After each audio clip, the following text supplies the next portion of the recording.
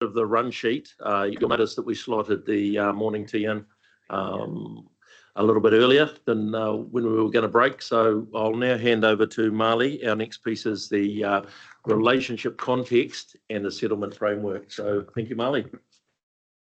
Kia ora, Chair. Before I start, I did want to acknowledge that our River Iwi staff sitting along the window at the table just here have all had a hand in helping shape up our hui today. And with regard to this particular kaupapa, these people here, they live it every day. They are the kaitiaki of the treaty settlement legislation. I also wanted to acknowledge that those sitting around the table here also have a very important role with regard to the treaty settlement. In fact, many of you hold key appointments to functions within the treaty settlement. And as was mentioned earlier, you are all rangatira of the treaty settlement. With that, the information that I'm about to cover is well known. And so my apologies in advance that this information that I'm about to share with you is repetitive, I guess, in terms of what you already know. With that, I don't intend to dive into it too deeply. I will cover it at a high level for a couple of reasons. One, so we can make up a bit of time because we're a little bit behind already with regard to our timing, to allow more time for you to have the all-important conversation that's going to happen towards the end of the workshop. So just noting that, Marley, I think we'll stay away from questions on the section. As Marley indicated, it's something that we all should be across anyway. So it's just a bit of an outline at this stage, and then we'll have a look at bringing questions in later on in the day on any items that may pop up for people that are thinking. Thanks, Marley. And so starting with the slide here, the governance framework for the river arises directly from treaty settlements within this rohe. And that legislation, as we all know, is between the Crown and River Iwi. The settlements acknowledge a number of things. Firstly, the historical breaches of the treaty obligations. Secondly, the deep cultural and spiritual relationship that River Iwi have with the river. And thirdly, the need for integrated stewardship to restore the health and the well-being of the river, but also the need for partnership going forward. Next slide. Just touching really briefly on the historical context. There is good detail within the agenda papers that have been circulated, but even better detail if you go to the treaty settlement legislation itself. And within the Crown apology is an excellent articulation of the historical context. Just a few things to note here. The treaty settlement acknowledges that for generations, exercised authority and responsibility for the river in accordance with tikanga, and that following the Crown invasion of Waikato back in 1863 and the subsequent raupatu, we have been largely excluded from decision-making about the river. Land confiscation and development has significantly altered the river system, and over time the environmental condition of the river has declined. And so the settlement legislation acknowledges this history and establishes the framework within which we work today. It is intended to restore both the health of the river and the relationship between iwi and Crown.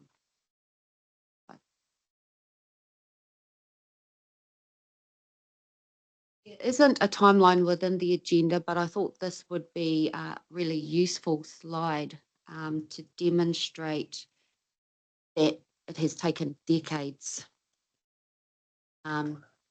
yet through the treaty settlement process. And so this timeline here shows a number of milestones along the way. So starting with 1987, where the Waikato River claim was filed with the Waitangi Tribunal. And then 20 years later, in 2007, the Crown and Waikato Tainui reached agreement in principle, which included the agreement to develop vision and strategy for the river. Soon after, in 2008, vision and strategy was landed and published.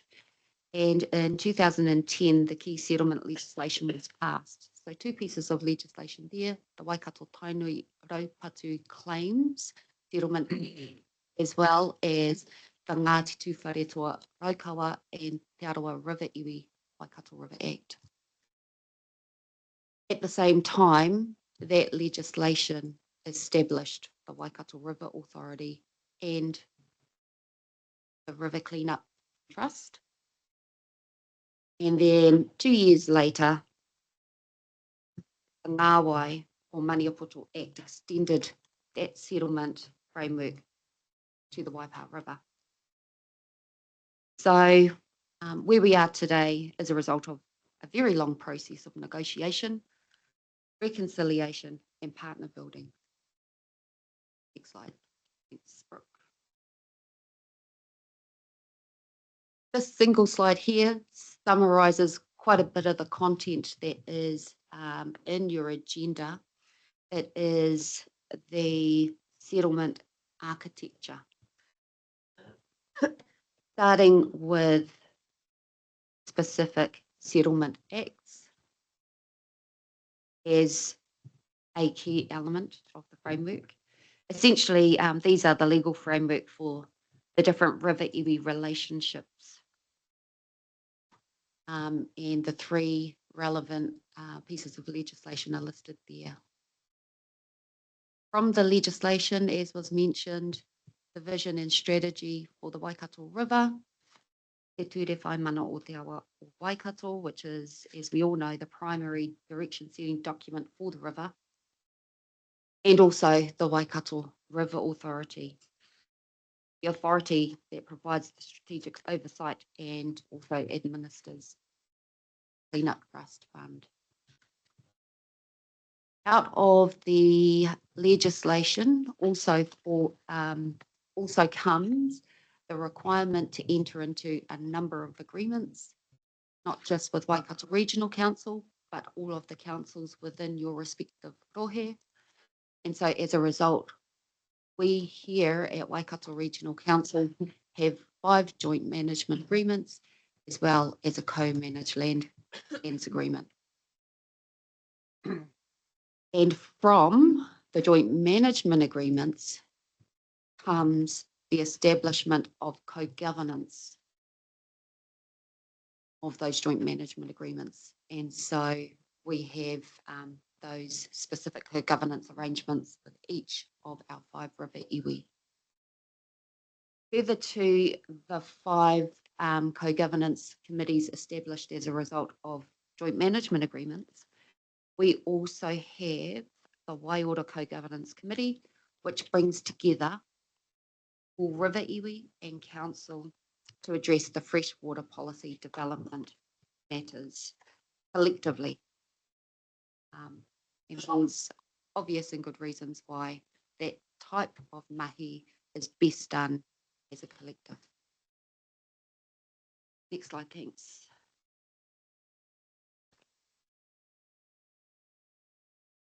So what do we get as a result of all of the work that we do together in this space? There are many, and we haven't tried to articulate every benefit that arises from the work that we do within this framework. Instead, we've provided a bit of a snapshot of some examples where the relationships that we have together have produced some good outcomes. So, for example, starting with faster and more coordinated responses to things like freshwater gold clam response back in 2023. Our relationship enabled us to move quickly alongside River Iwi and other central government agencies.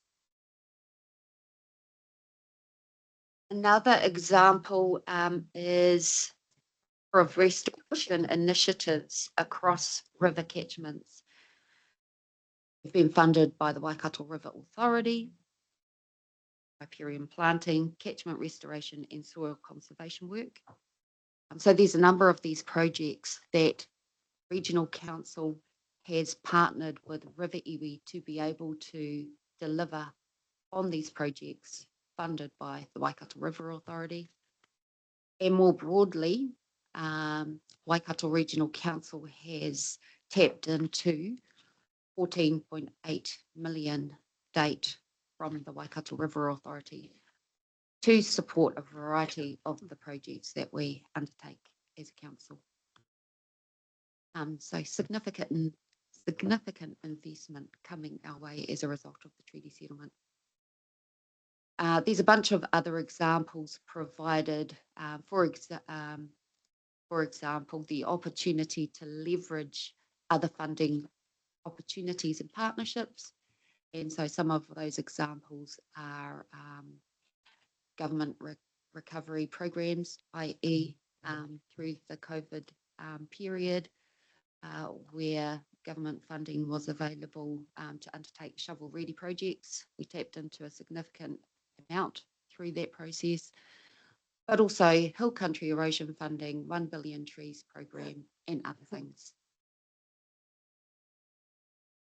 Next slide, thank you.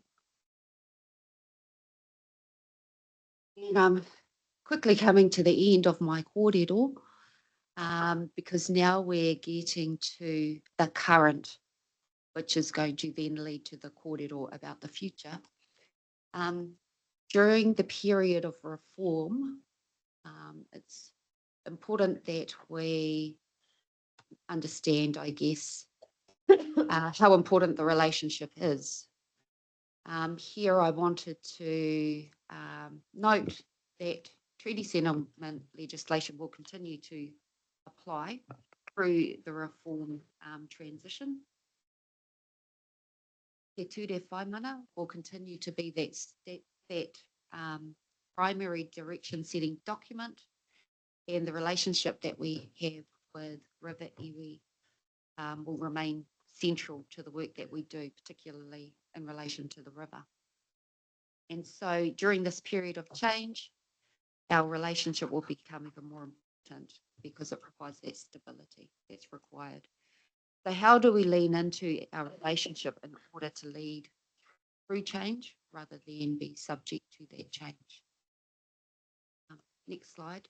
I've got 2 more slides left, and at this point I want to ask for forgiveness because I didn't ask for permission to extract a couple of slides from a presentation last week delivered by Waikato Tainui.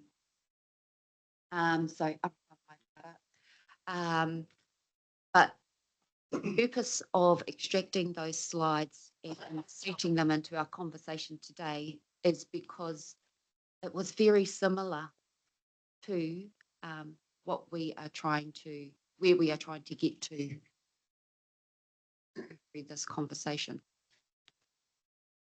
So, purpose of, as I said, that hui was very similar. Waikato Tainui have an annual meeting every year where they invite in all of the councils that they have a JMA with. And so that included ourselves, Hamilton City District, and Waipa District Council. And it was very well attended by mayors and chair, other governors that are also appointed to the various joint management agreements, as well as other governors that wanted to come along and supported by staff. So really well attended. And there were a bunch of CEs in the room as well, including our CE, Chris McLean. So they also talked about the importance of the history of the treaty settlements, how important they are to the relationship, which then led to the conversation about what can we do together in these partnerships to shape the outcome beyond reform. Last slide.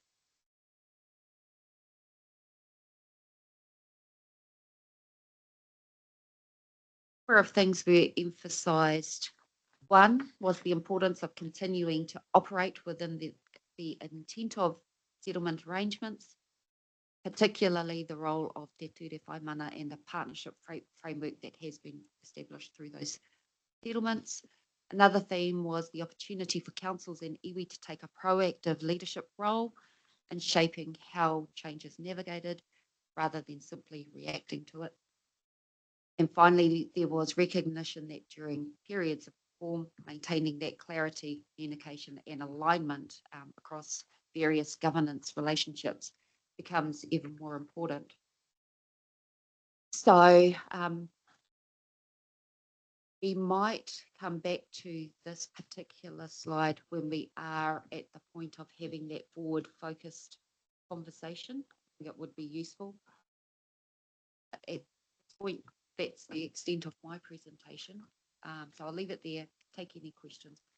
Over to Tracy.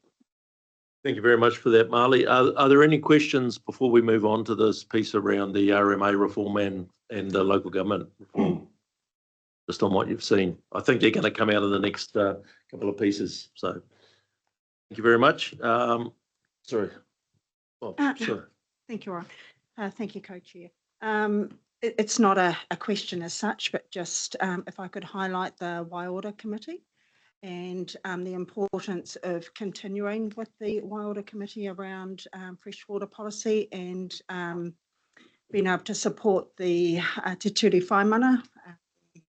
And with that, we know that there is still some uncertainty around the direction of travel as far as the replacement bill or bills for the RMA.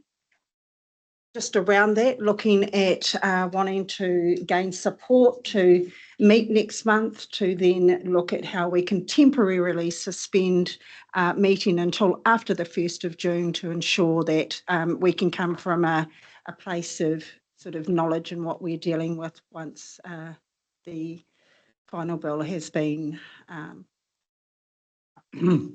validated. Yes, no. Look, this needs, Warren and I had a chat before, but I'm going to do it, Warren. Many of us councillors, not necessarily the majority yet, but some of us have been thinking about the future quite a lot, and particularly in relation to water and the management of water within the region. And we haven't gone too far, and that's why we haven't come to iwi, which we've identified as the absolute first port of call once we actually crystallise some ideas which we want to throw on the table. So we are looking at what happens, particularly with the river management, drainage and the likes. And so water's connected, and we don't want to see a fragmentation in the future going to smaller entities, whatever they are, district councils or unitaries, splitting up management of the river. And we're looking at potentially a regional entity that could be in that place. But we want to talk about it with iwi, and look, we haven't even talked about this very much, but the reality is, do we come to each individual JMA? Probably, but do we go to Waiora? So we do need to do work on this before we go too far. I want to throw it on the table that we are really thinking about how we can keep together, and iwi have to be in the picture because of the settlements, but because it's the right thing to do as well. So, you know, I can't tell any more because we haven't gone that far. So there's no, we're not hiding. We've been absolutely transparent. So we are really concerned about how we keep the water together as one rather than splitting it up in future entities. So I'll leave it at that, Warren, if anyone else wants to comment. Through the get chair, it. look, I just want to support Noel's comments. I attended that hui last week at Waikato Tainui with all the mayors and the CEs and so on. And I think if you go to point 4, the tenor of the conversation was quite positive in regards to taking leadership in this space. I think it's an opportunity. I think as long as we all can move together in a way that from the kōrero that I heard, in a unified way for the betterment of all of us. And that's a regional approach. I think that's a good step towards what we need to achieve, rather than the central government telling us what we need to do. Thanks for that, Gannon. And being in the room on that day and sitting up front, it was definitely what was articulated around the room. So I think everyone's on that same page in that space. I'd just like to acknowledge James Fetu, who's just joined us. We have been around the room and introduced ourselves, James, but if you want to very quickly do the same for the rest of the group. The mics are all on all the time. So. Tēnā tātou, nā mana, nā māngaitanga o tātou. I was hoping just to sneak in and just sit in. You called me out, but yes, James Whitty, I'm one of the trustees on the Raukawa Settlement Trust and Charitable Trust, and just recognising and acknowledging the importance of today's kaupapa. So apologies for lateness, trying to squeeze everything in, but nice to see some familiar faces and new faces. Look forward to the kōrero. Nothing. Thank you, James. I'll now hand over to Tracy May to bring us into our next piece, which is around the legislative reform and the shared context in that space. Thank you, Marley.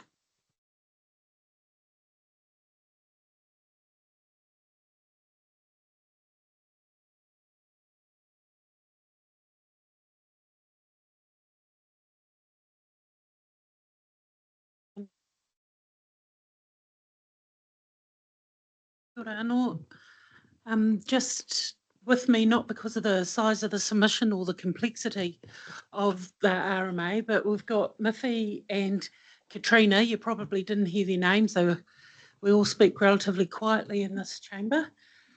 But they're the people who shepherded the submission from everyone in the organisation who contributed, and Brooks just bring up our presentation.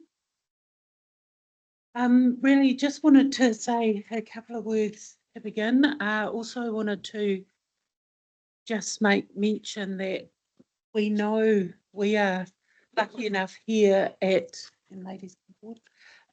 Waikato Regional Council to have a bunch of people who are able to set their minds to these provisions and what they mean, these new pieces of legislation, what they mean, what the implications are.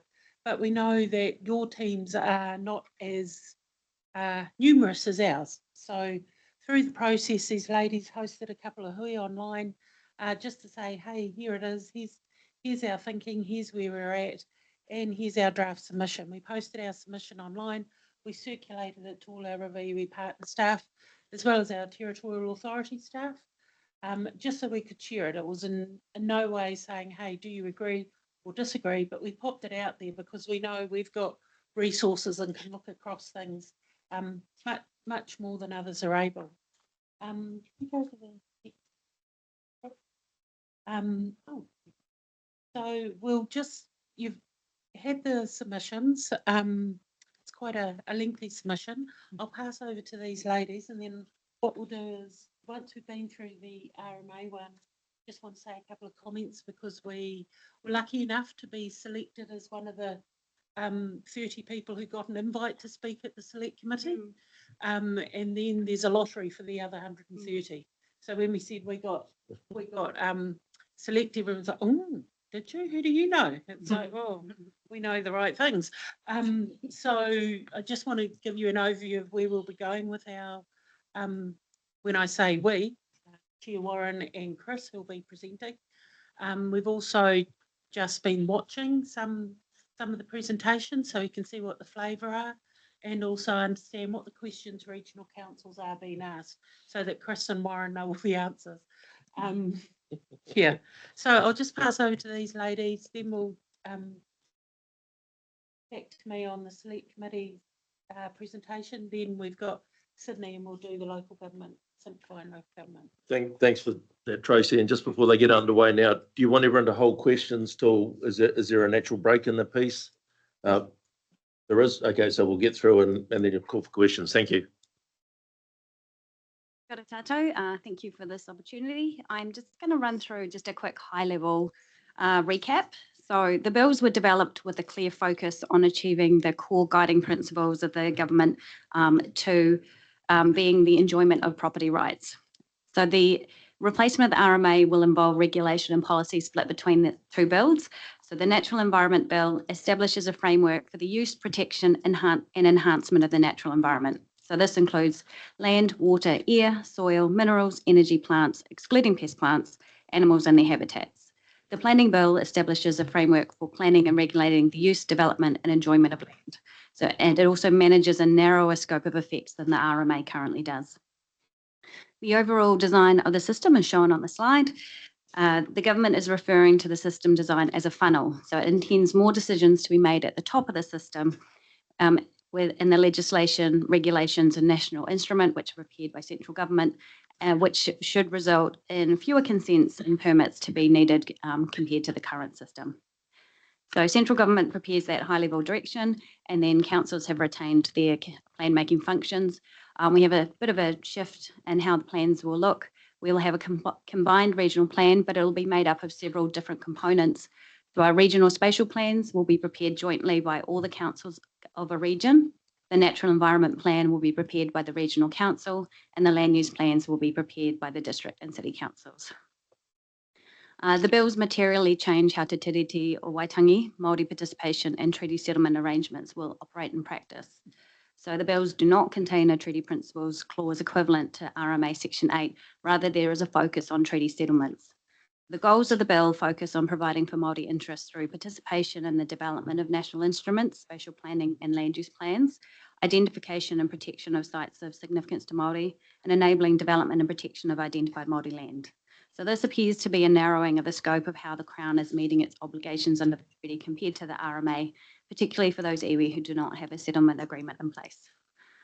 You will note that the bills as currently drafted refer to regional councils. However, given the recent discussion paper on simplifying local government, this will potentially change in the final version decided, depending on the decisions that get made.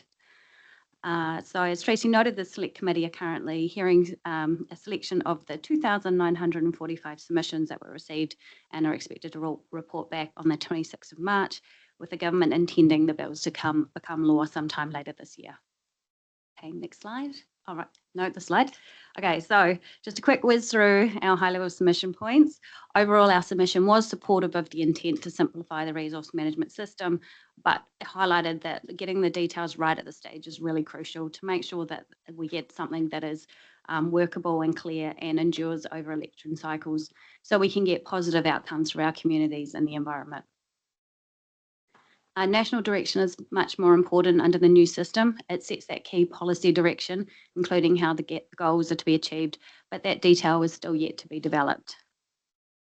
So WRC's submission supports that consistency and efficiency that can be achieved through clear national direction, but it stresses the importance of involving councils in its development and allowing sufficient time for it to be developed. This is particularly important for the environment limit provisions in the natural environment plans, as technical knowledge and data held by regional councils and others will be very important in making sure such complex provisions are workable and will meet the goals in the new Act. The submission strongly supports regional spatial planning that sets the direction for our region and the lower order plans, and that links to our long-term plans and land transport plans. However, there are some quite serious timing and sequencing issues that need to be addressed, particularly environmental limits being prepared after regional spatial plans, but needing to be included in regional spatial plans. The submission notes that the material changes to Te Tiriti o Waitangi provisions, Māori participation and treaty settlement arrangements may lead to a period of uncertainty and confusion in roles and responsibilities, and highlights the importance of treaty settlement obligations being properly transitioned, especially for Te Ture Whaimana o Te Awa o Waikato.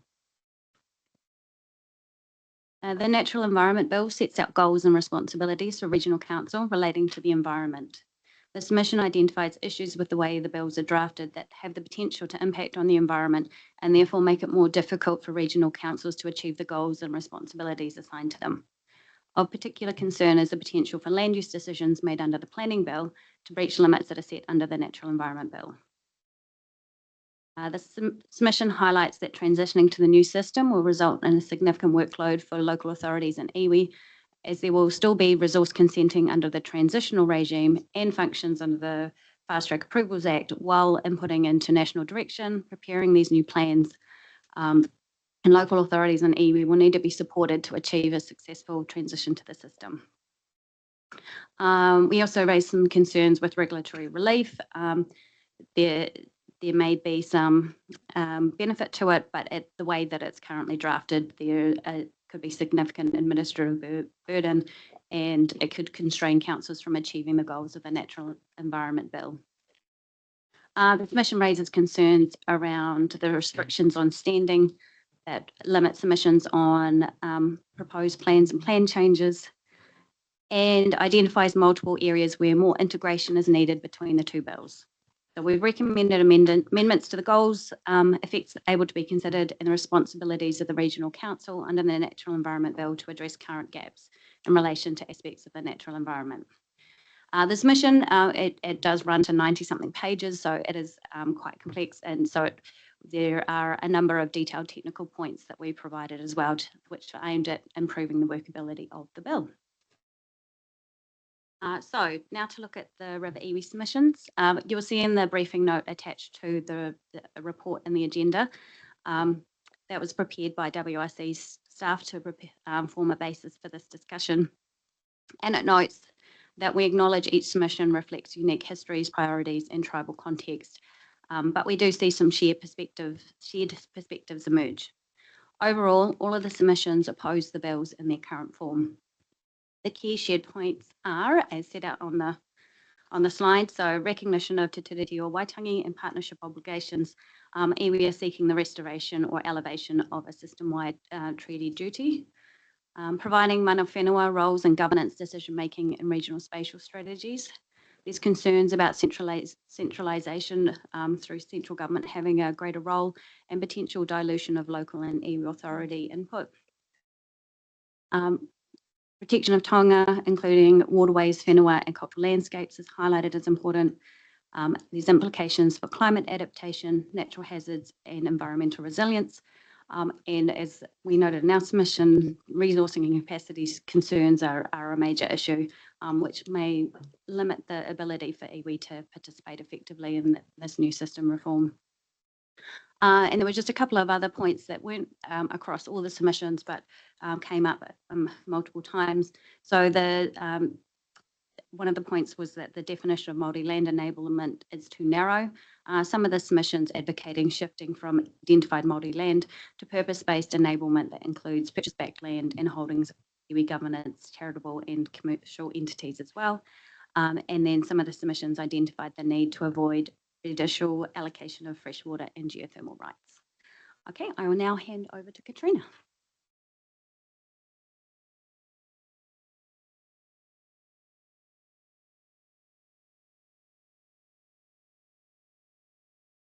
So these next few slides just take a bit more of a detailed look at some of the key topics that are covered in both WRC's submission and the River iwi submissions, with the focus on highlighting areas of commonality.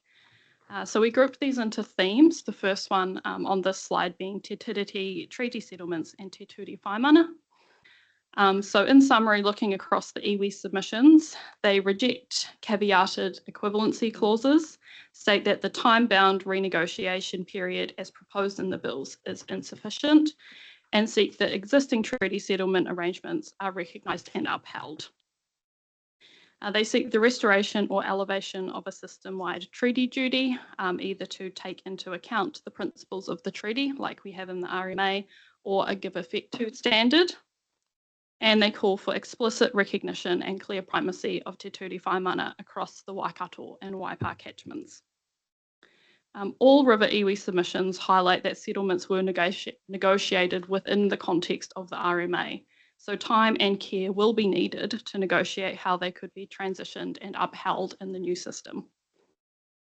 As Miffy mentioned, the WRC submission emphasises that absolute clarity will need to be provided by central government in regard to how existing treaty obligations will be met, and that it's important treaty settlement obligations are properly transitioned, especially for arrangements like joint management agreements and Te Ture Whaimana. Next slide, please. In terms of Māori participation, iwi submissions generally call for true partnership through co-design and shared decision-making, the restoration of mana whakahono arohi, JMAs and transfers of powers, and mandatory Māori representation on technical advisory groups in the new system. The WRC submission stresses that the movement of existing relationships to the new system must be a critical part of the transitional provisions. An account must be made for existing relationships, emphasising that these relationships are deep and enduring. Regarding process, sequencing and resourcing, iwi submissions seek realistic timeframes, sustained resourcing and full adherence to existing engagement accords. The WRC submission highlights that iwi and hapu will need support to be able to fully engage in the new system within the time indicated, and notes that the transitional arrangements will place pressure on iwi partners, and so support will be needed from central government.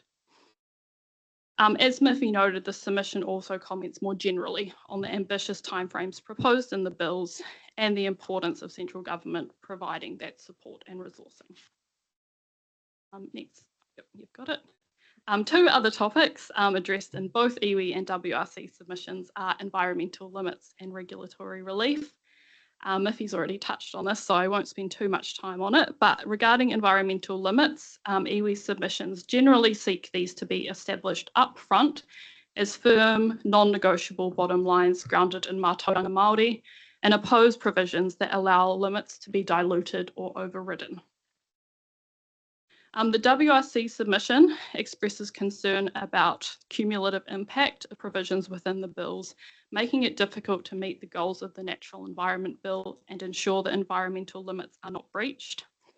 It recommends providing for targets and intervention levels to be set to ensure that limits don't become pollute up to values. And it also recommends allowing additional limits to be set for matters that communities value that are not necessarily life supporting. So for example, to protect geothermal surface features. Both iwi and the WRC submission also raise wider concerns about the greater emphasis placed on the use of natural resources in the bills and potential impacts on the natural environment. And then finally, in terms of regulatory relief, that river iwi submissions oppose the proposed regulatory relief regime and seek substantial reconsideration of this. The WRC submission, in a very similar way, does not support the proposed regulatory relief framework in its current form due to a wide range of issues that we identified, the key one being that it will have significant financial and administrative impacts on councils, and it conflicts with the ability to achieve the goals of the Natural Environment Bill. Final slide, please. So to finish, this is just a recap of central government's current proposed timeline. From a local government perspective, based on this current timing, there will be a relatively short time frame to prepare the first regional spatial plan and then natural environment and land use plans. So there is plenty of work ahead for us all. In terms of immediate next steps, as mentioned, we will be presenting to the Select Committee on the submission next Wednesday. So I will pass over to Tracy for anything she'd like to add. Thanks, Katrina. And you're probably already dialed into it, but we estimate that there's about 35 full sitting days this government when they raise the House on the 24th of September. We know that the RM bills are top of the list in terms of priorities of what's going to move through the Parliament and through their sitting days, and we know that the government's very much focused on getting the bills in a hopefully more workable form in front of the House again in June, the end of June. So that's a time frame. That's why things are having to spin around fairly quickly. So as I said, we've got slot select committee 8:30 on Wednesday the 18th. We'll have our chair Warren, supported by Chris, presenting the high points of our submission. I think we get 15 minutes, and 15 minutes are amongst the 130 others. We need to make really good use of that time. So while we'll be highlighting our key points, there are 3 matters that we will reiterate very strongly. The first is Te Ture Whai Mana, and working with Te Ture Whai Mana, the effort, the investment that we've put into that. And we are all still learning, but we've got a decade plus of learning under our belt, and just making sure that in whatever the government does going forward, that there is that absolute clarity, that we don't spend the next however many years through transition trying to define things. We need that clarity.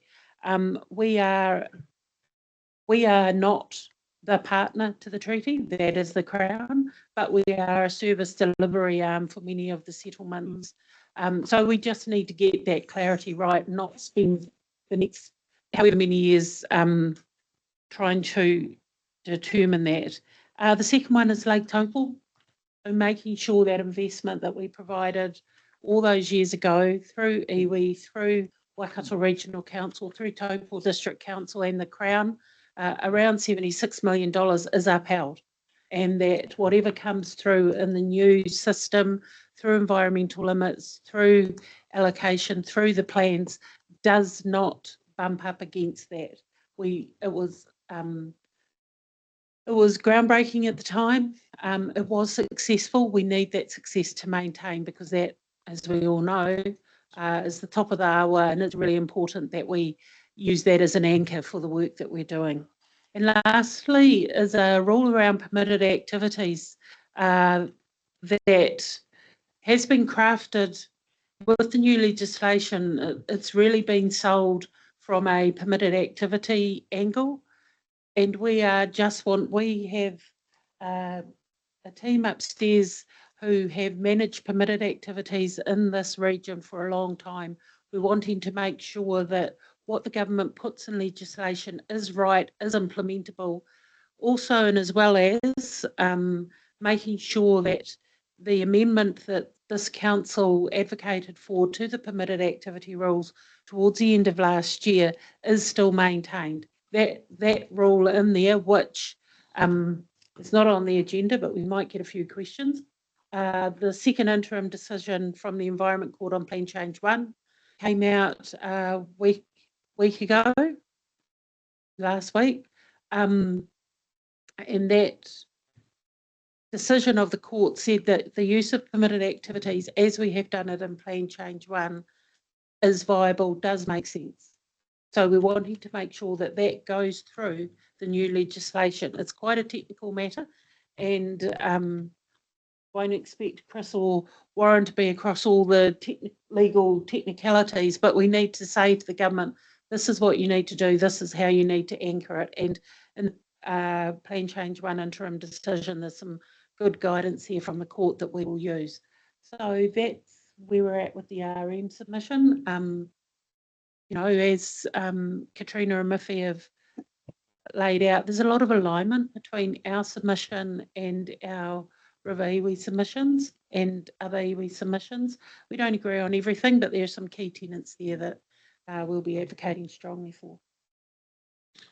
Thank you, Tracy. We'll come to questions. Now, I just know my councillors are across our submissions, so we don't need to go back any questions down those tracks, but certainly open up to this hui if there are any questions from anybody on what you've heard from the ladies to date. Yes.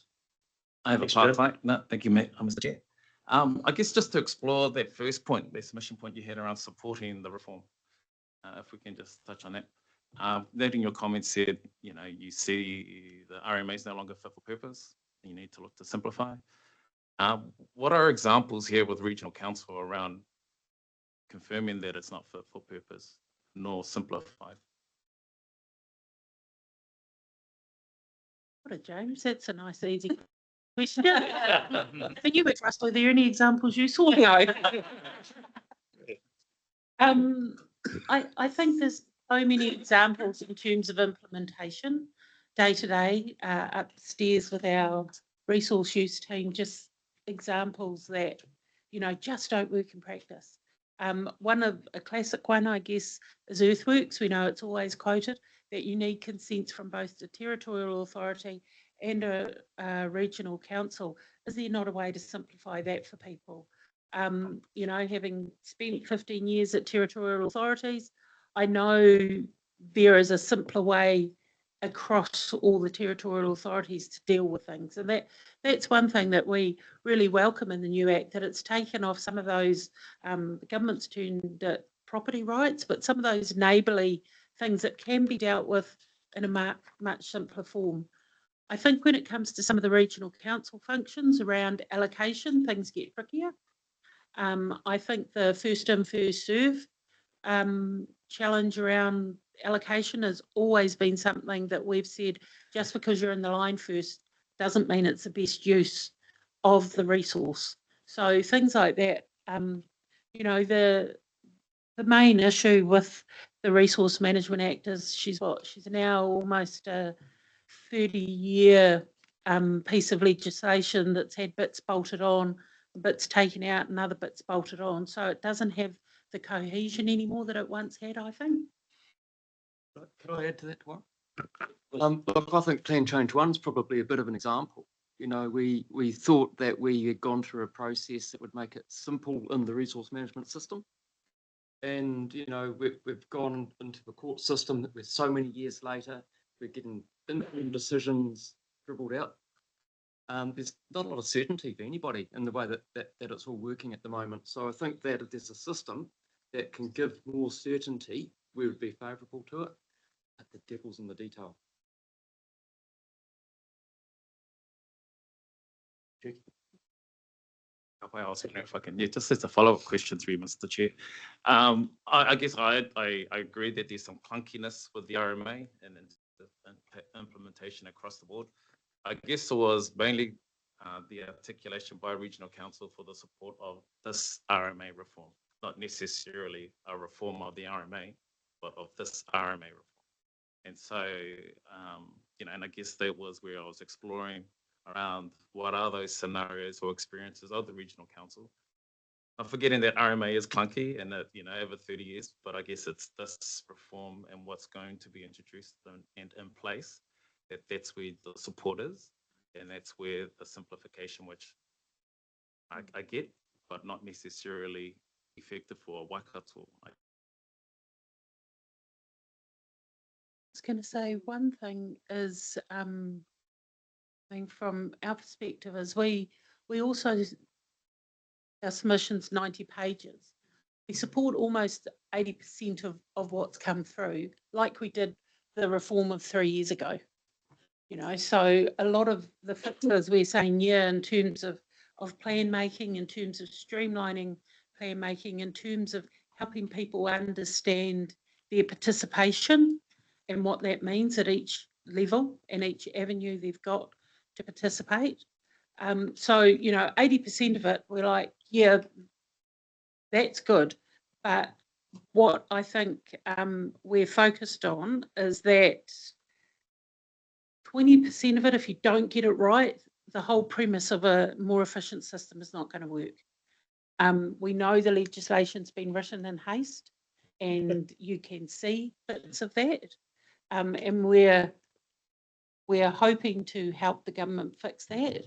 Our main examples, James, are working across territorial authorities. You know, we see 11 different ways of doing something, and surely that must be simplified. And we're asked for 11 different conversations about the one topic from the regional council. So being able to have a singular conversation with these plans that work together, I think will generate a better outcome.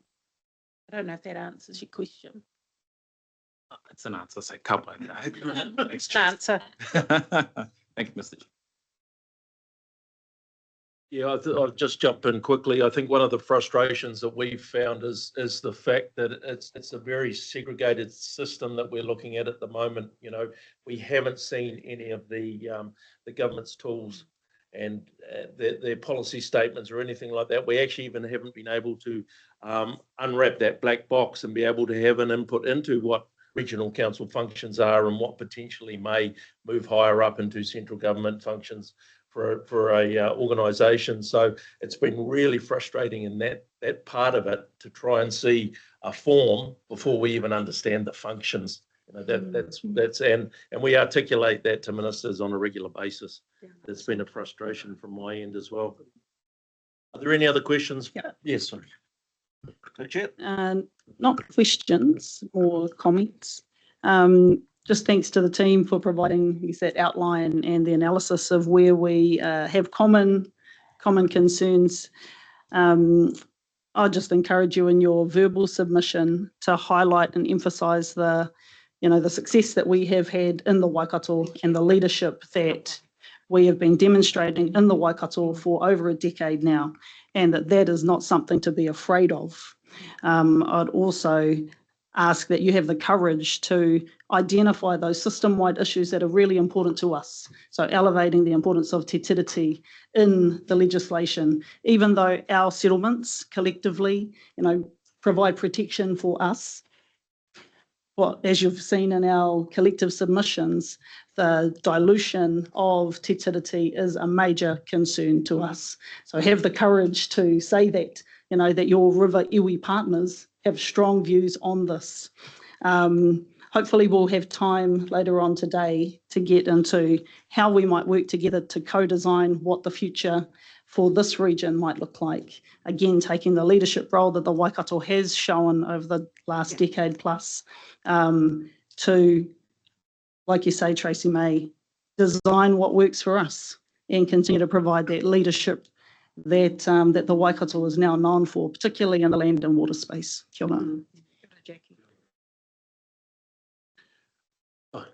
I just want to acknowledge one of the statements you had about bringing the 11 authorities together to have one space where you can have all those conversations, and just acknowledge basically that it's the same premise with the Waiora Committee, bringing all the river iwi together to be able to have that one conversation in one place through the planning process and the efficiencies that brings not only to us as river iwi, but to you as the regional council. Just on that point, Mr. Chair, are you asking for the terms of reference for the Waiora Committee to be extended? No, just making a statement.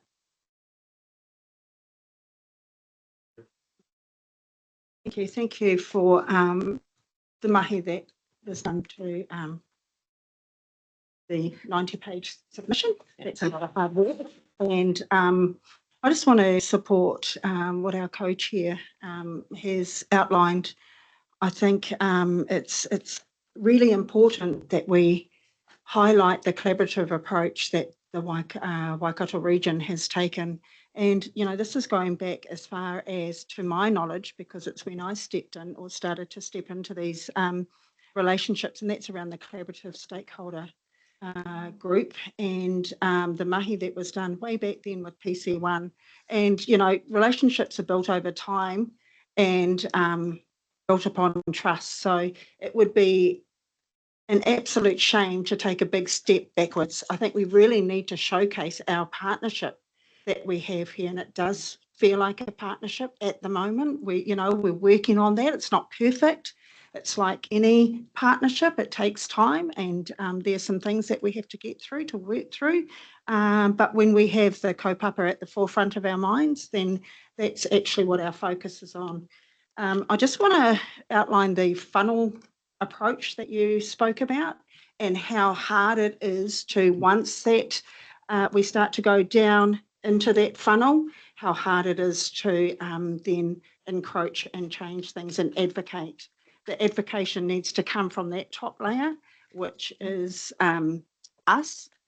And I just really want to support that advocacy for Te Ture Whaimana, but also around relationship building, that collaborative approach. We won't be able to, once it hits the operations, it's going to be really hard to intervene if we don't intervene now at this top tier. And that's around advocacy for the health and wellbeing of the Waikato River and our waterways and our whenua and the resources that we have been so abundantly and richly blessed with. Kia ora. Thank you, Evelyn. Yes, Dan. You're just also mindful that a lot of our iwi teams, especially our technicians over there, have quite a bit on their plates, just like yourselves. So you're aware of that pressure. So while some of the suggestions of these working committees altogether have some positives, there's also some negatives in terms of trying to manage that same sort of engagement. So just want to put that on the table. We don't want to burn out our staff. They're having to make difficult organisation calls, just like yourselves, in terms of what do we. And yes, it's very, very difficult to have meaningful engagement when we don't know hopefully what the final outcome's going to look like. So again, some of this engagement, let's have a discussion around this where you don't even know what the playing field looks like. Going to be, is this a priority for me as an EE? So just throw that out there. Warren, if I can just Thank you, Danny. Yeah, no. Warren, is it not appropriate at some stage that we say to the government and to the opposition parties, the current opposition parties, that it's time to depoliticise this water and the reforms, insofar as the issues that we've had in the last 10 years? One lot bring it in, the next lot throw it out. They take so long, they throw it up just before an election. Probably if there's a change, I'm not saying there is going to be, but if there's a change, that'll get thrown out and we're back to the old and just bouncing around. So is it not time to have a mature, encouraging a mature discussion across the party so we can take this issue forward and stop bouncing around and the environment suffers in the long term? I think if you could have a chance, 10 seconds on that. Thank you, Noel. It is something that we do raise with ministers. In all fairness, we haven't been in the space with the opposition as much as the current government in that space, but it's certainly something that hoping that there's some sort of bipartisan agreement that the next, whoever comes in next time round isn't going to toss it out. And that's one of the concerns I have with the funnel. Is you change ministers have the ability to change plan directions and everything like that, and it's a really uncertain environment to be working in if it can be just tossed about at the top there of that funnel. So it's a real concern. A more politicised situation going forward than it is now. We need to take it out of that situation. So I'll leave it at that. Thank you. Right, I think we'll move on now to the next piece, which is the simplifying local government and what that looks like for us. Back to you, Tracy. Thank you. Thanks, Chair Warren. So we'll have Sydney Tappan now, who has led this submission through our organisation. Next slide, thanks, Brooke. I guess one of our key issues, and we have got quite a complicated timeline, but one of our key issues is popping out the Resource Management Act reform at the same time as the Simplifying Local Government Act. And having the two together don't actually run in tandem, they're not aligned. There are things that come through the RMA system that actually we haven't got time to set up through Simplifying Local Government. So in intel we've heard, and I'm sure you've had your own intel, is that These are proposals of this government. They are not likely to get legislation through in simplifying local government before the end of term. It's likely something that will go to the next government. We know that as part of the proposal, what the Department of Internal Affairs was doing was called a rapid review of regional council functions.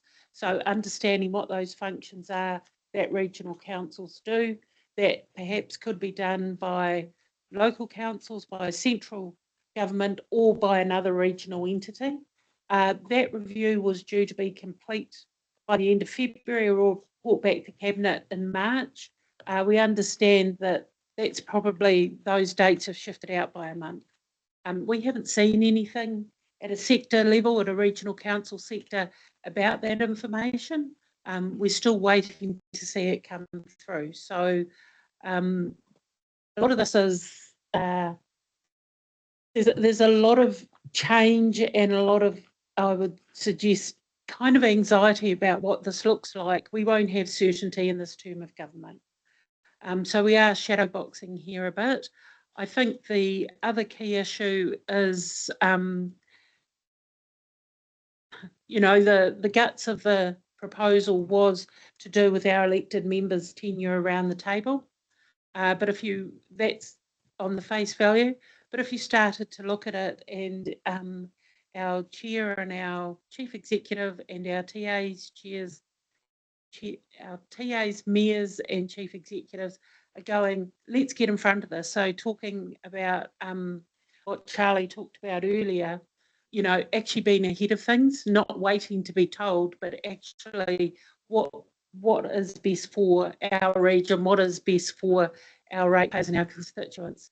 We made a bunch of introductory comments in the submission. Now, the document itself was a 24-page proposal, asking a bunch of questions, which to me, when you were starting to unpick local government, was a bit light. These are kind of our introductory comments. Yes, you know, we always as an organisation strive to improve, to do better the next day than we did the previous day. So you can't argue efficiency in local government's needed.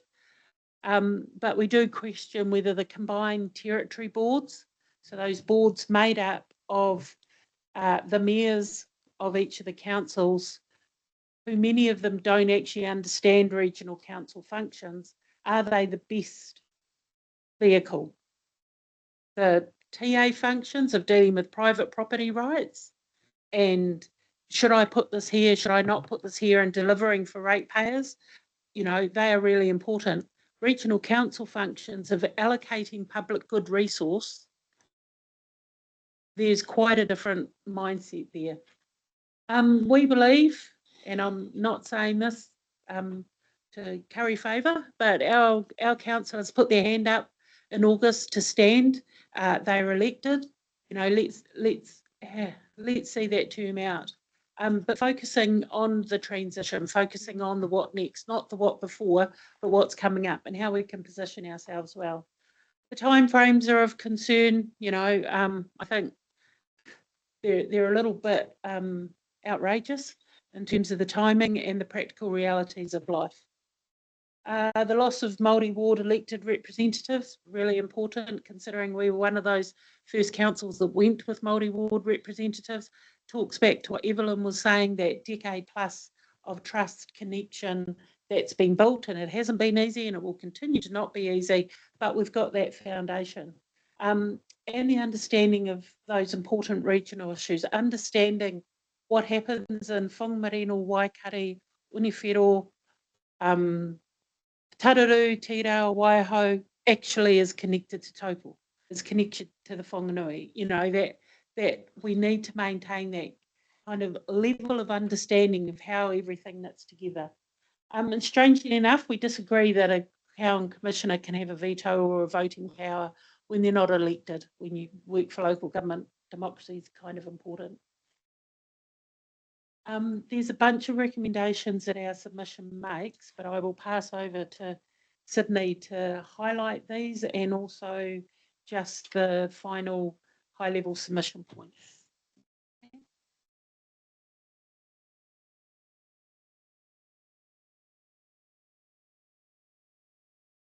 Kia ora tātou. Yeah, so Tracy's pretty much given a pretty good high level overview of our submission, and I'll just quickly speak to the actual structure of the proposal. So the drafted proposal, yeah, so it's like mid-2026 legislation introduced and referred to the Select Committee, and then mid-2027 the legislation will be enacted. And then the proposal was set out in 4 key areas. There was a background, the simplifying regional governance, improving local government, and then the Treaty of Waitangi and Māori representation sections.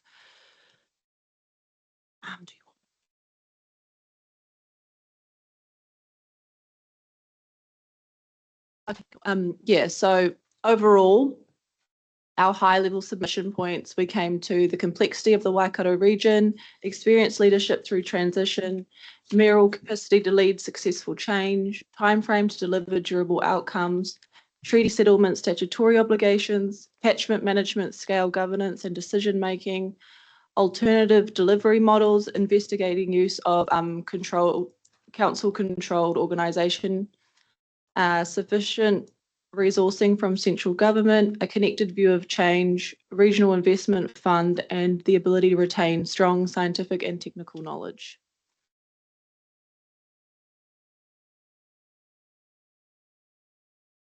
So the specific provision of the WRC submission that relates to treaty matters is reproduced below.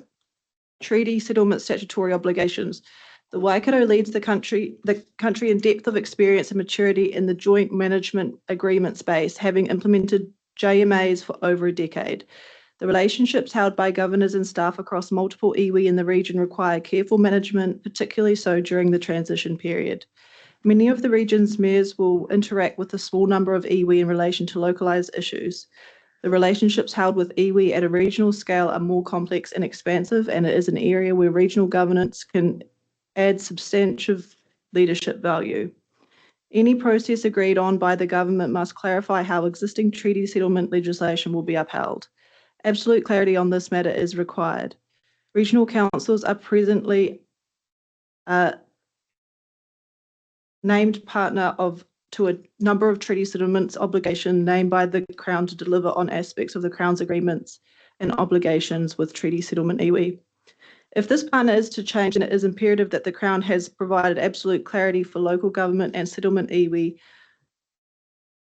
what this change relationship should be. It should not be up to the local government to determine this with iwi. It is a matter for the Crown to define and local government to deliver upon. Those were just the paragraphs that we actually put in our submission. It was a point that Councillor Mahuta raised, that we as an entity are a named partner. We know that that named partner was purposeful by River Iwi, so if the Crown are going to amend that, please, what we are asking is have the conversations with River Iwi so the can isn't passed to us to define what that relationship is. Again, it is a proposal, it's not even legislation, but a proposal that was quickly crafted together, and we don't, in this instance, James, support it. We support perhaps what they're trying to achieve, but don't think that the vehicle that they have outlined is the best way to do that. Thank you, Tracy. Yeah, as I'm sure you can imagine, after being elected, 6 weeks later, they tell you that we're going to get rid of the governance of Waikato Regional Council. So it first off was the shock, and then was the bugger it, we're going to keep going. So I've told my councillors that we are just business as usual. We're carrying on whatever our lifespan is. We're pushing to have a full lifespan to finish in 2028, and who knows what that election may look like after that, but we'll worry about that bridge when we come to cross it. So yeah, so we're forging, in our space, we're forging forward with, strengthening the relationships we have throughout the region, and that's really important to us. As you've seen in both our submissions, it's critical to how the Waikato operates. So that's where we're going then, and that's where we're focused on. is the next 3 years and what's in front of us for the betterment of the region. So go to the floor for any questions. Again, the process is really unknown for us, and we won't have more insight until Cabinet potentially makes a decision on this late March, early April. So we might have a bit more view of what's happening.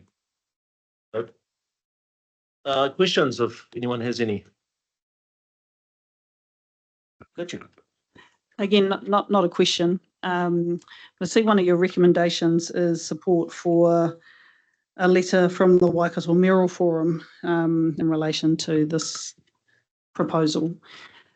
I'd like to talk about, I guess at the right point, how we provide regional statements, regional leadership statements, not just from the mayors, but from River iwi and other iwi within the region as well. I think it'd be much more powerful to come from the collective of the partnership than just the Mayoral Forum.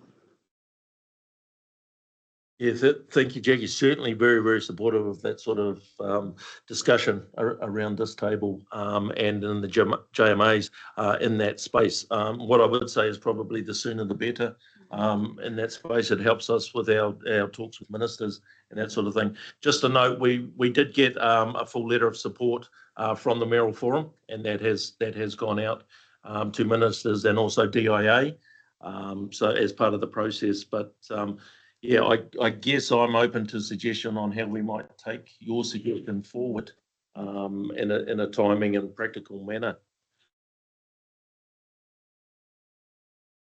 If I may, at our all-in JMA that was referred to at the opening of the hui, and a key slide was shared, one of the outcomes from that was, I guess, our tono to everybody to provide that regional leadership and to, I guess, provide the space between that hui, which was last week, and the first round of Joint Management Committee hui, which we know are coming up with each of the river iwi at least, to really work through the mechanics. How would that work? What conversations are needed, particularly around the various council tables? How can, as river iwi, we utilise the forum that we already coexist within, like the Waiora Committee or on our side, to really flesh out what are the key things that we would like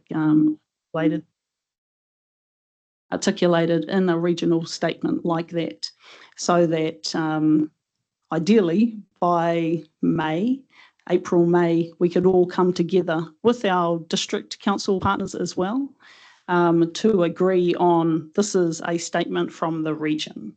Just trying to put in, I guess, some milestones and some practical steps to make it happen. Otherwise, it could end up just being a good idea that doesn't go anywhere. There was a comment made earlier around resourcing. To us, this is fundamental system change and is absolutely a priority for Waikato Tainui to be in front of what the future design of that system might look like, because both our treaty settlements are so interwoven into the current system.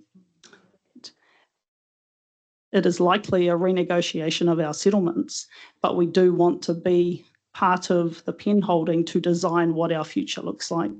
So just sort of putting that out there for the rōpū,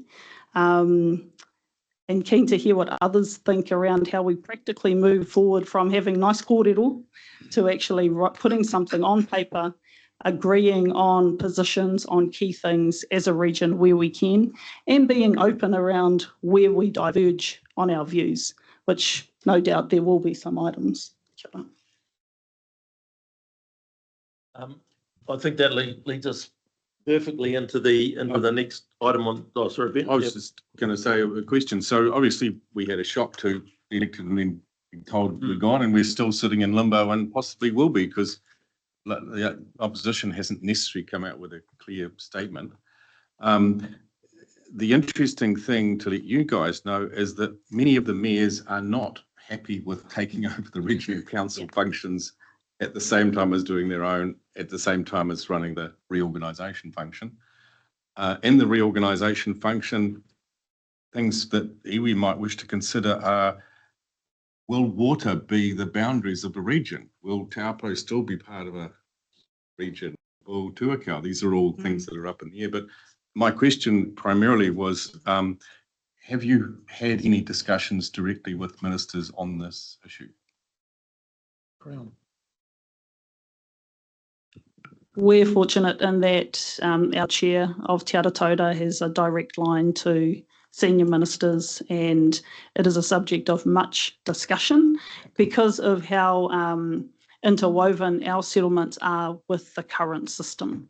So any fundamental shift from the current system has major implications for our settlement and therefore the settlement, the treaty obligations that the Crown have signed up to. Because the two areas that are most difficult for government reorganisation would be Canterbury and Waikato. And so clearly your Kōrero is going to have a big impact on how things are shaped up. So. Thanks.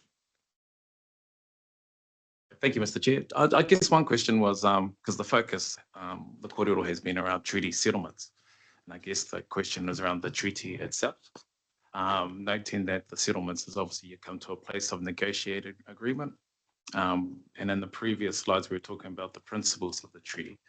So I guess I was just trying to understand or clarify just where we sit, I guess, collectively on where the treaty principles or the treaty itself sits amongst our position on this. Everyone's looking at me. Yeah, for us, the line we have taken is acknowledging we aren't the treaty partner. That's really important, you know, for us, and we've had that reiterated to us from a number of iwi. That partnership is between the Crown and iwi. Very much a service delivery arm of that partnership. You know, we conferred a lot of responsibilities to give effect, I would say, those settlement agreements. We are also mindful that the Local Government Act has at its basis engagement and consultation with iwi and ensuring that there is participation of iwi in our processes. So that's what we've gone back to as our founding document for Waikato Regional Council's Local Government Act. And so we believe that's locked in there. The conversation around the treaty and the principles, that's where we'll take the guidance from the Crown. Yeah, sure, Jim. So just so that I'm clear, going forward from after today. So for those iwi hapu who haven't been settled, where do they fit? I mean, and I was just thinking that as we were going through, we mentioned that very strongly in our Resource Management Act submission, because in the bill there's for those who haven't settled, we'll have a 2 year period where we'll have conversations with you. And we've said, hang on, there's a lot, there are some who haven't settled, some who haven't even had those conversations yet. So we've recognised that in our RM submission, and also in the submission, you know, I'm not telling anyone anything in this room, but you don't have status just because you've settled. That is a different construct to mana whenua and all the other constructs. So we've been very clear there. And I guess that's important in the way that we've operated, that there is our partnership with Māori, and then there is our requirements under the RMA and our settlement requirements. But the Local Government Act and our relationship there with iwi is what guides everything.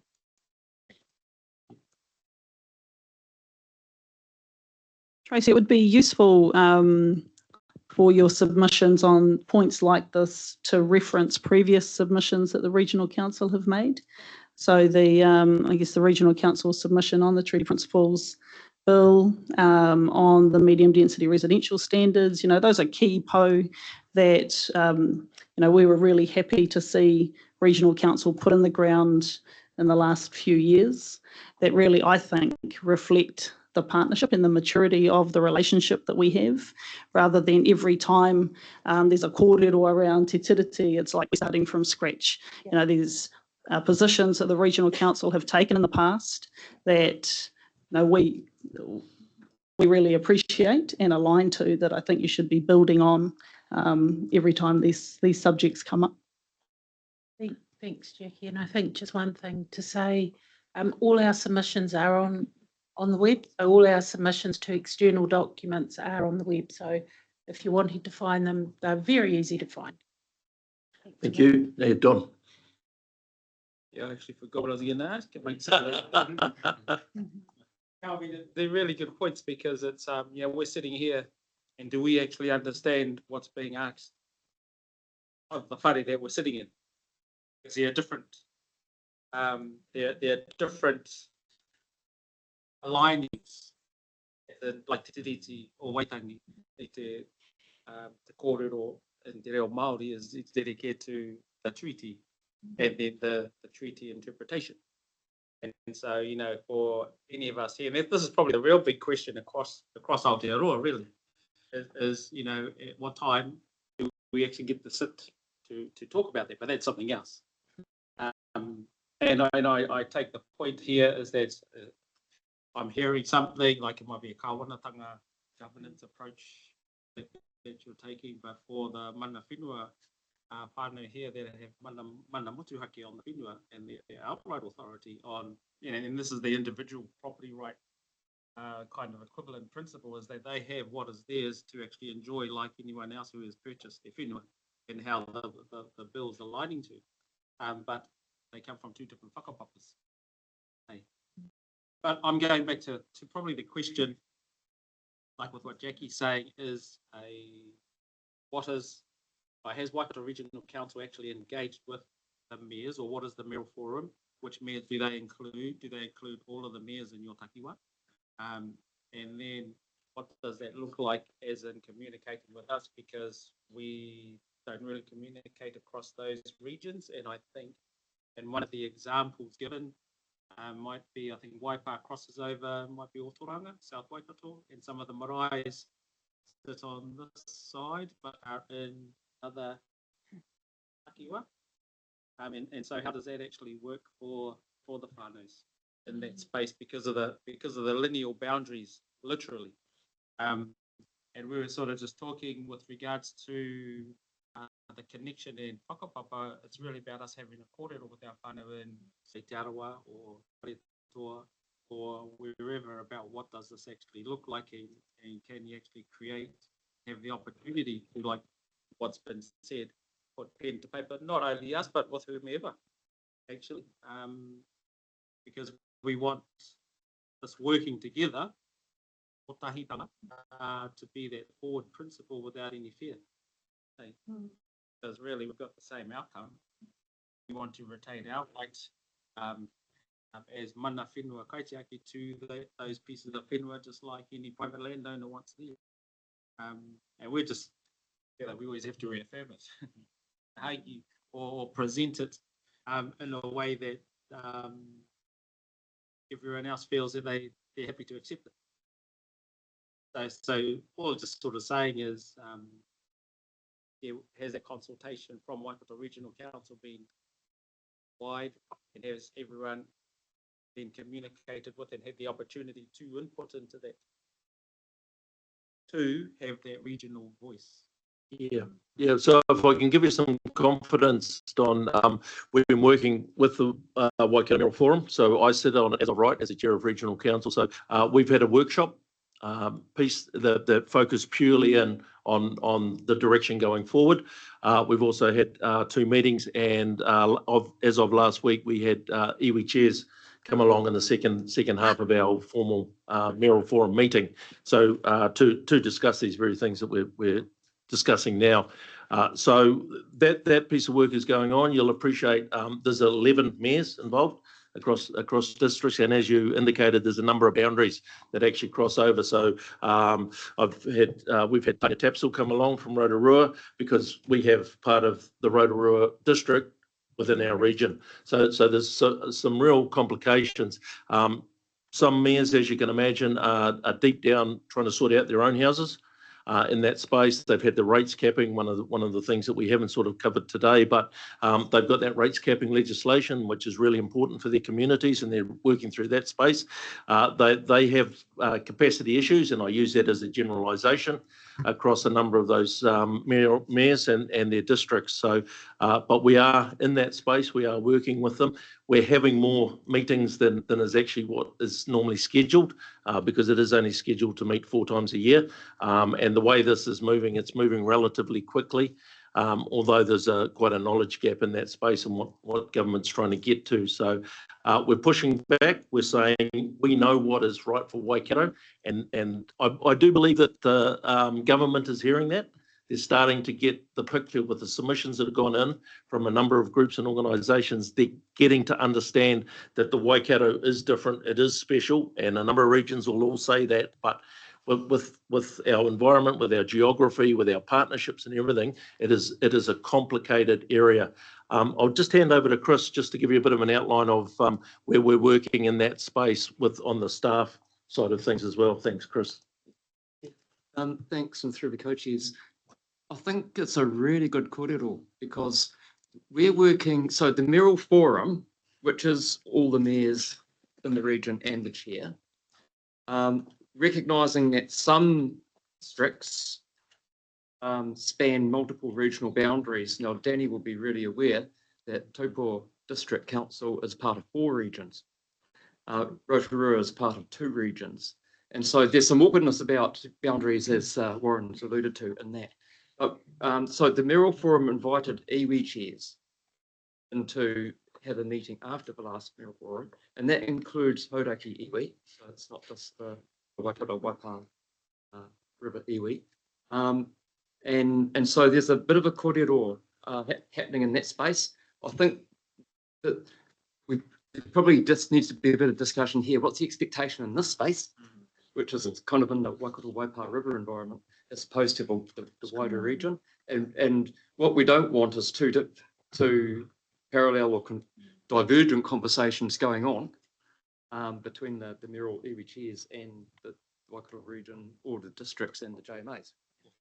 So I think it's a really, really important point that you've highlighted, where the mayoral discussions work with the iwi chairs and that gets left there, and you find a way of engaging with your iwi chairs about what's going on or how you want to input, whether you want to do something in parallel. And in terms of the work stream that Warren's referred to, so the Mayoral Forum tasked the CEs with coming together with what could a program look like for progressing these discussions. So you'll be aware that there's regions around the country that are having all sorts of discussions. We're amalgamating now. We don't want to wait. You know, some have pulled into. There's 3 ways in which local government can change itself, if you like. One is through a local government commission, which you've got to call in the commission, and you have to poll with the public at the end of it. Second way is a city can. There's a city proposal you can go through where you consult with the public. But you've also got to have the agreement of every other council to do that. And the third one's just escaping my mind right at the moment. So it's kind of complex. And in all of those, and some regions have really dialed in with their the iwi in their region into those discussions, and others haven't. You know, I don't know if you saw in the media yesterday or the day before in Taranaki. The chief executive of the Taranaki Regional Council is also going to be the interim chief executive of the New Plymouth District Council at the same time, which is probably a bit of a signal. Different things happening in different spaces. That what Warren said is what the Mayoral Forum have got to, and with the iwi chairs, was let's try and we know what's best for the Waikato. Let's have our own discussions and try and sort it out. And I know that Warren is very much pushing that discussion with any ministerial contacts he has at the moment. We've heard the Minister Watts, we're talking about, Minister of Local Government, say that not all you don't have to go at the same pace everywhere. And I think there's a bit of an acknowledgement that having these type of conversations need to be able to happen before people jump to conclusions. Just add that to mix, but I think what you've raised is really important. And through the co-chairs, you know, probably need to have a bit of a view on it about the role of the iwi chairs forum with the mayors. Yeah, so really interested in that conversation, Jackie, on where you see that, you know, we're happy for any type of forum to be discussing this, you know, so however you guys see fit, you know, to bring that into this space, and whether it is just through that more mayoral forum iwi chairs role at the moment, or whether there's greater input, you know, through the JMAs, or how that may work. Obviously acknowledging capacity on both sides. Warren? No, good, Jen. Thanks. Thanks for that. I'm enjoying the discussion so far. It's my third term now, and I've seen a few iterations of things trying to be done across the whole of the Waikato, and have a real good appreciation for how hard that is. Went to some effort last training to see whether we could do something a bit different, and hence Jackie raised last week the Climate Alliance work that worked, and we'll see where that ends up. But I guess what I'm trying to say is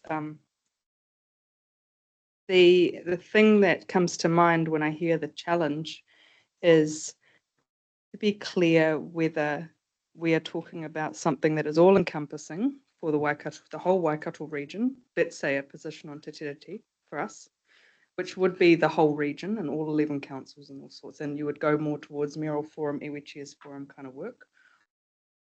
You're looking for a position statement on, and I suppose limiting it to a more specific outcome, like for the Waikato River. And so I think once you get the outcome clear, you know the scope more. But either way, it can be all, right? Because I'm not needing to be exclusive. What I have seen done well, especially from my experience in the climate space, is say, for example, ECAN last trinium got quite advanced with a mayoral forum and an iwi chairs forum meeting and having a work group underneath that of councillors, from a representative from all the members. And that would report up to the joint forum as well. So one of the ideas I had thought about how to progress things would be if there was a trusted, somebody who was trusted from their organisation to represent, to jump into a work group, work some things out, noting how I'm poor and that kind of thing, then something could happen relatively quickly in that kind of format, and that could be a work group of an elected member or trustee, depending on where you're from, and obviously relevant staff members. And it can be quite fluid, because we find in local government land, things are very formal, things are very slow. So I've seen that work well. But the appointments to that, I think I say quotation appointments, because how formal that is also up for question. Definitely shouldn't be too political. They should be very much about passion, just so that the work does get done. And lastly, from that, I suppose it's just where you want to take that message and how you want to communicate it. So something that was raised a couple of weeks ago is, would it be beneficial to invite the MPs, especially local MPs from the Waikato, to a mayoral forum, iwi chairs forum, to present things, for example? So it's just one possible pathway. I'm sure there are many others, but just wanted to share those reflections based on what I have seen work and not work. I have heard it articulated that a work group is a good thing because it's got a job, it works on it, and then it's finished. Yeah. So rather than a committee that can roll on and on. Keith. Yeah, thanks, Warren.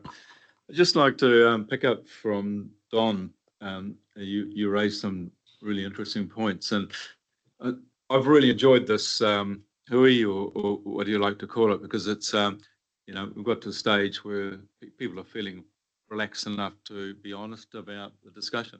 So one of the things that, and I am a honky, I admit it, my mother and father are responsible for that. So even though, is that the iwi system can be quite fragmented, and so Don, you talked about the boundaries down to Aotearoa and that sort of thing. And one of the things that I've really been excited about was the Waiora committee, where you've got those JMAs working together. But what we haven't got is the other iwis in the other catchment, because I come from the Waihao now. And so you think, and I'm putting this to Don because he raised it, and he's quite a tall man and he can stand up to this. Do you think there's an opportunity for Waikato iwi to work as one unit so that we don't get this fragmented voice that Tracy talked about earlier? You know, if we can get that strength of unity there so that it helps us in our job in terms of, you know, I'm talking about the regional council going forward, rather than having to negotiate and get everybody on board. Good. Come on, Don. Well, uniqueness and diversity here. There's you know, it's just like how we're sitting and talking. I mean, the whole point of Kotaitan is actually getting people to sit together to actually talk it through. From there, that's where the actual strategy will come. So I can't speak for everybody in the Waikato because I can represent the ones who have elected to come here to present that to the forum. But then it's really about does the forum actually understand what I'm actually, because I can say whatever I want. Whether people actually understand and believe it really comes back to what their values and everything is. And so that's really the point, is everyone has different values, but what are those common themes and points? I think when we're sitting to talk together, like as iwi and whānau, we actually have those discussions. And so I might have a different view to our whānau over here because of the resources that are in those spaces, and they know what's actually happening with regards to that. But there's no one, you know, it's like central government's telling everyone here what to do. No one likes it. But we're trying to sit down. So that's exactly the example, right? And so that's the same with us as iwi. And we've got our taonga that we actually have that are for us, but they know how to manage that because I've been doing it for quite a while. So question, I can't answer your question, but I can actually share some. But what I'd suggest is probably having the kōrero with those ones. I think Tauhei, you're around Tauhei. And so your boundary will be all Waiho and our whānau, Ngāti Pāwa, and all of the, we start to talk iwi, hapu, and those connections. And then we know who would probably be those ones that are in that spaces, right across even through to Te Nehe Nehenu. And we'd probably go to key people that we actually would know to address, like that certain way. So I would know who's in your seat or who's in our whānau seats along the different parts of the whenua. But what I sort of sharing here is it's good to know. So actually go and have that connection or kōrero with your ones in your spaces. It's a help. It's if I may, well, I think, Don, I think there will be always common things to all iwi, and those are things that we need to flesh out. It makes us stronger. If we always think about our differences, we'll never be strong. And when I'm hearing you, I'm thinking about the sheep farmers. Well, it's worth nothing now because they never stuck together. They always thought they are strong as individuals, and that's my concern. So because I'm a part of our iwi whānau, represent some of our whānau here, there's like they might want to actually share to give understanding where I might not have given some clarity or examples. Okay, hey, through the chairs. Thank you, Keith. It's been 30 years since the signing of the first settlement. It was the first of its kind. Not all of the people supported the settlement. Over time and reflection, those that were not support are now actually leading the tribe. It just takes time. And I'm not, you know, I'm a realist. Not all Māori think the same. You look at the political spectrum, you have Māori representation across the whole of government. What's important though is three principles. Whakapapa. Our relationships, our connectedness, not just to each other as human beings, but to nature. We're only here because nature allows it. Our second part is whakawhanaungatanga, our interrelationships with everything. Yeah, and the last one is whenua. People might say that's the land. It's actually our afterbirth as well, our connections to place. And, you know, even though I come from Whakapapa, Ireland, my tupuna came from Ireland, I have a big connection understanding that. But I'm not going to go back and, you know, live there or so on. But it's understanding our relationships. The most important part for kotahitanga is purposes, the kaupapa. Yes, as Māoridom, we can agree that there are certain things that that connect us.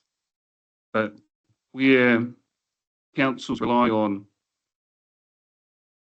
lines on maps, we rely on our genealogical lines, which are a bit more, you know, I can whakapapa to Don, because I know the whakapapa, hey, through the Tuna line, and to the other people here. So those relationships remain live. I'm not going to say that I agree with everything that someone may want to do or so on, but that's where mana, your respect for each other, and that mana is acknowledged. Now, what I know is that there are already components out there. So, for example, Taranaki has gone into a unitary authority, which they've taken leadership to do that. I think that strategically makes sense because they're bringing in the regional and the local government roles and responsibilities together. They're doing it, and they're including iwi. In 2008, there was the deed of settlement for the Waikato River settlement, and within it, it had the statutory body. Yeah, that was under the Labour government at the time. Unfortunately, they weren't able to pass it, and in 2010, there was a renegotiation of that, and then we got the river settlement as we understand it now. The statutory board, the 2008 thing, is pretty much everyone around the table, all the iwi, local and central government people. And that was around to achieve integrated management. I think it's really about understanding that the political pendulum swings, and if you're talking to both sides, well, you know, we know we've got mechanisms that we can use. It's really around taking that regional leadership, making a decision whether it's a working group, and that we start to design our own future, or we're going to wait for central government to say, do it this way. And it may not work. So that's my contribution. Kia ora. Thank you, Kenan. Yeah, Kia ora. Michelle. Thank you for that, Kenan. That was a really good explanation. I just want to touch on a word that I heard, because to me it's a trope, and that is iwi and Māori being fragmented. I don't know where that comes from. Whānau, we're all sitting around this table together. Are we going to agree 100%? No. But even as a constituent myself of the regional council, I may not agree with my neighbour. You sitting at this table may not agree with another councillor when things come up. Yet that trope of being fragmented isn't used.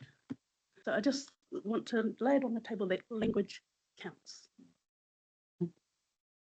think everyone here in the iwi space is here because we are all, I suppose, in the same space, that the awa is important to the environment within the Waikato region, to the economy within the Waikato region, and that we are all here to ensure that the Waikato region as a whole, for iwi Māori and tangata tiriti, live, work and prosper together. Kia ora. Thank you. Ben. Yeah, I just wanted to signal that we're in time of major transformation and change. So the last time the local government was reorganised is 1989. That's pre the settlements. And so at that time, the decision for the Waikato was where the water flowed. So Bombay's down, Taupo through. Is that the way it's going to be reorganised in future? Is something that iwi may wish to think about. The RMA is changes are happening, but we might not like what central government does, but central government can dissolve local government. And that's effectively what they're doing. We may not be here in a year's time. We will not be here by 2028, according to the government. And the opposition doesn't say any different. So there's a major change of governance happening, at which time we need to be thinking about how do they align with that and what view do you have? Iwi don't go away. They don't go away, but are they part of the change, and how much part of the change? So the government has signalled that they like unitary councils. So Auckland, Gisborne, Nelson, Tasman are not having to make any changes. It's only district councils or regional councils that have a district council function within them that are up for change. The timeframes are also very time set. They're saying that by the time they bring in the legislation, there's a 2-year period by which time the reorganisation of the region has to be completed, ready for the minister to sign off. So we're all in that fast phase. And yes, Taranaki has started by joining the chief executive to be chief executive of both. But if you read what South Taranaki Regional Council say, the district council saying they're not happy with it. So there's going to be and the Waikato is complex because of the 11 district councils. For example, Thames Coromandel has always already indicated they would like to be part of Western Bay. So there's a whole lot of, I'm just signalling there's a lot of change coming and that you will be part of the change, obviously. It just to let you know, the train's not going to stop. So thank you. Yeah. Tautoko everything that our fellow iwi have said. One of the things that I think, and Jackie said it, like our settlements are slightly different because they are totally entwined with whatever happens, central government and or regionally. So we're always going to be here. We're not going to disappear. And we make that clear every time we talk to government. And to take the point, we all disagree with everything. That's what our people are like. I don't agree with Jackie all the time. But out of that comes tahitanga, that oneness as a people and as Māori, and we have to disagree because everyone sees everything differently. But at the end of the day, we will make a decision as a collective, knowing full well that we don't have everyone's same ideas. And so I think that's really important to understand because we sit here not for 3 years or 5 years, we sit here forever.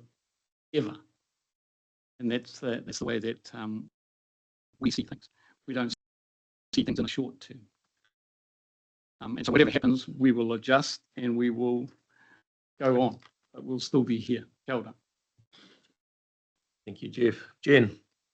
Thanks. Yeah, I just wanted to give another example. What I have seen before, for example, the Waikato Plan, where local government tried to invite in stakeholders suppose you call. And I sat through it and I was so excited as a new councillor to be like, this is a great idea. But it didn't work for one reason in particular. There are others, but one of them was that our quotation stakeholders got to see how disorganised local government was. So we did not come together across the 10 or 11 councils to sort out any of the thoughts beforehand. And so it just got to turn into a big meeting of everybody getting to see each other's business, I suppose, and those disagreements. We're all people, we all disagree. What I have seen is the maturity of regional council in that space as we have had the JMAs, but they have improved as we have started in the last triennium having pre-meetings prior to joining into our JMA meetings, so that you're not getting in your JMA 3 or 4 councillors who are all off on their own tangent having read the papers but singing on 4 different song sheets. You're starting to get people who got together for half an hour a few days before to say, oh yeah, these are the key points. And I hope you've seen that improvement of when we come to the table. I've seen as well when the co-chairs get to a point of picking up the phone before the day or have a short chat prior to the meeting to really get in sync, to lead that meeting together rather than surprising each other and having to manage each other's respective sides. I'm really proud of the fact we're talking about moving from local government, which is under total threat, to local governance or regional governance. And these things do go in cycles. We've seen stuff like the Waikato plan come and go, but it's why it's so important that we do have the mayoral forum succeed. That was not the case 6 or 9 years ago. It was not the case that Iwi Chairs Forum was meeting together with them until about 2 years ago. So we are really maturing. It's a real big question as to, can we take the challenge of this threat to local government as the catalyst to do what we're talking? And I'm hearing so many yeses, but that practical plan of how to get there is hopefully something we will really land today. Thank you for that, Jen. Yes, please.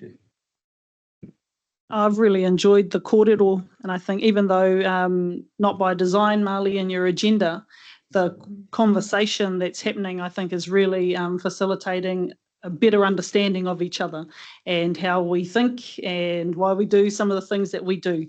And thank you, Gannon, for, I guess, reminding us around what originally got put forward in the Waikato Raupatu River settlement and the leadership that was displayed beyond what we're living with right now in those times. Thinking about practical steps forward, I wonder if, because we've got Tainui Waka and there'll be areas that Maniapoto, Raukawa, Tūwhare Toa extend beyond the Waikato region, beyond the Waikato River catchment. And I guess for us, Aotearoa extends beyond the Waikato River catchment. But if we start with the iwi that are in the room and think about, I guess, through a kōrero, because we need to have a kōrero around how far we might extend the district council reach, because I know that you reach into Waitomo, Otorohanga, South Waikato, Matamata Piako, so you sort of, just how complex we want to make things at this stage so that we can come up with, I guess, an initial, might be a working group, might be tasking some people to come up with some initial statements and start with this collective, which in itself is a big collective, although it's not all 11 district councils and all the other iwi. So just a suggestion to help move us forward. I think all 4 of us in this room are on the River Iwi side of the Waikato Committee. And so we already kōrero, and we can have a kōrero there, perhaps, while each of us go and those of us who need to speak to our respective chairs around how we might take this kōrero forward. So just trying to suggest some practical things that we can do. I think to Gannon's earlier point around, the kaupapa matters. I think we need our teams to start putting down what is the kaupapa that we're talking about in a regional statement. What are the types of things to put forward as things that we say together, just so each other knows what we're actually talking about rather than assuming we know. So 2 suggestions. One, that through the Waikato Committee and those of us who are on there, in speaking to our respective chairs that we have a kōrero about the potential reach of an initial regional leadership group, and then task our respective teams to work together and just put some ideas down around what an initial statement might cover. So collectively, we can all be on the same page. I'm conscious that we've got, for Waikato Tainui, our joint management committee hui coming up with each individual partner over the next four or 5 weeks.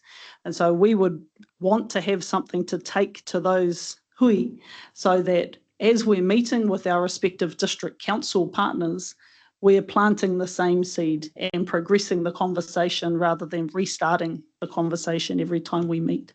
So just some suggestions there, Co-Chair. Can I just jump on there and absolutely support what you're saying, Jackie, and I know you and I hopefully get together after this meeting, because I want to get running on this and not too much talking, but actually some doing. So, yeah, Mr. Chair, we're going to be looking for you to progress this, where we go from here very quickly. So I think we've got an understanding around the council without formalising anything. A lot of discussion, but no actual step that we need to take. So. Yeah, Noel, I think just picking up on what Jackie's just said, I think we do have the step. There are a number of hui coming up across the JMAs and that sort of thing. So these are agenda items and they need to get into agendas to carry on that. So I think those steps are in place and we have staff in the room that are hearing that sort of thing. So from our point, our view, that mantle will be taken up.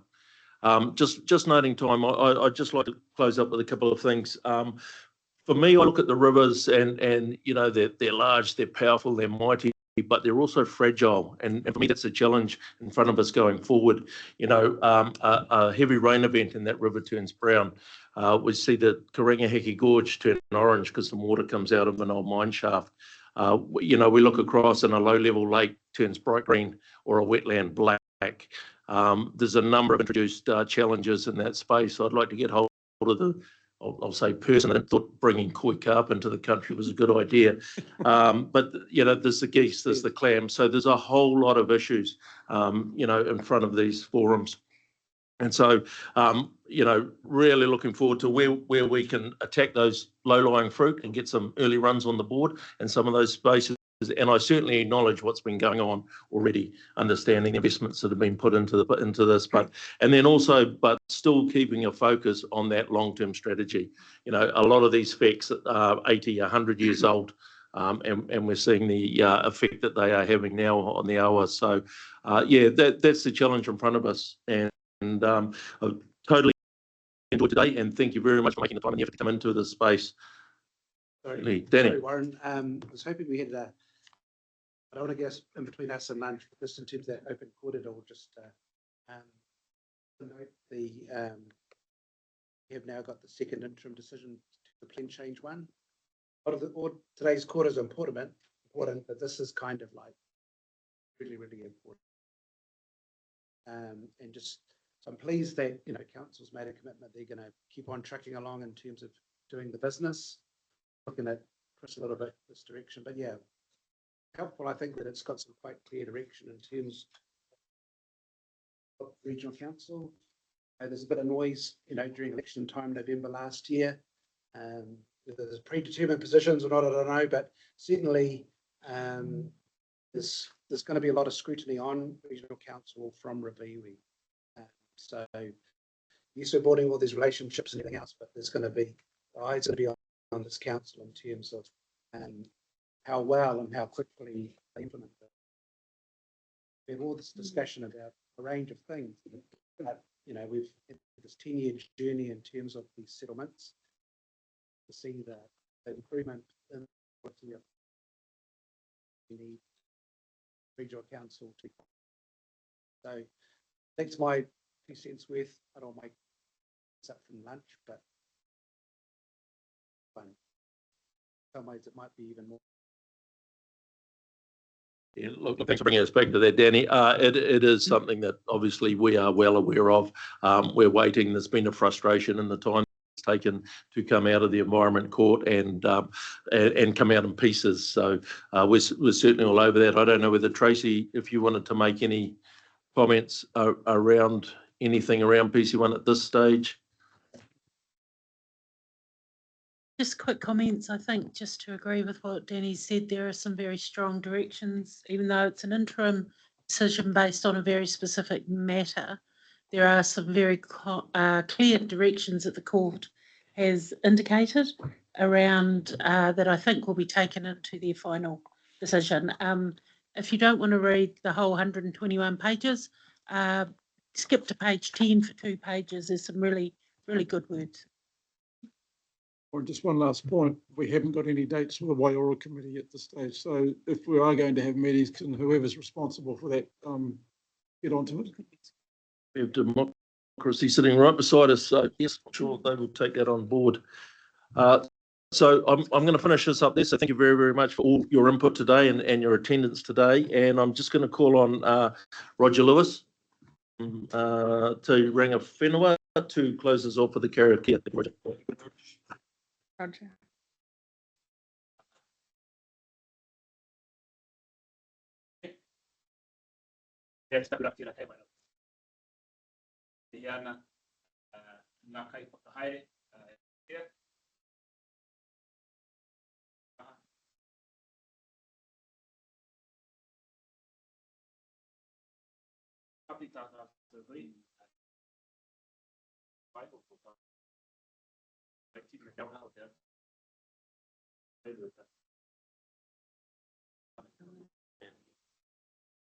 you very much, everybody. Thank you to my co-chair, Jackie, for all her input into the space, and lunch is served in the room you had morning tea in.